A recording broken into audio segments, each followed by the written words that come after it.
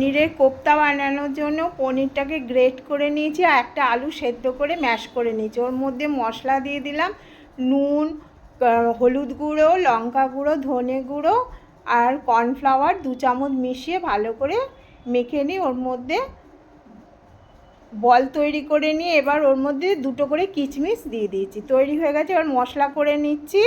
কাজু বাদাম, টমেটো, আদা আর 2টো লঙ্কা কেটে দিয়েছি। দিয়ে মশলাটা তৈরি হয়ে গেছে দেখুন।